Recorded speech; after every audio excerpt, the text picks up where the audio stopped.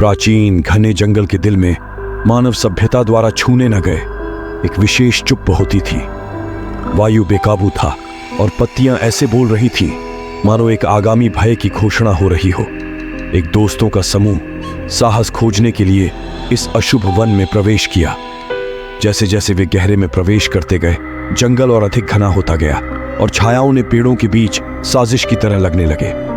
Nightfall के साथ उन्होंने अपना कैंप सेट किया। उनकी हंसी और सौहार्दपूर्णता विचार विचार में भर दी। पिरों की चिरपिंग आवाजों के आसपास वे कहानियां साझा करते हैं, स्वयं को इस आतंकित जंगल में अकेले नहीं महसूस कराने का प्रयास करते हैं। फिर जब चांद आसमान में चढ़ा, जंगल में एक भयंकर आवाज गूंथी, एक दुष्ट गर्जन, अमानवीय और अशुभ।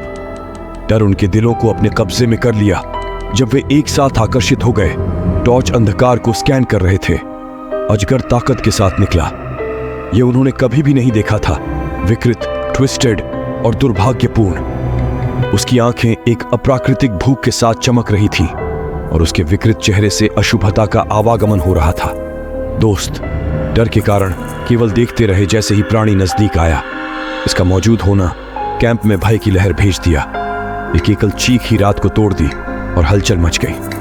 आपत्ति के बीच उनमें से एक ने भागने का एक प्रयास किया, लेकिन प्राणी जल्दी से हमला किया।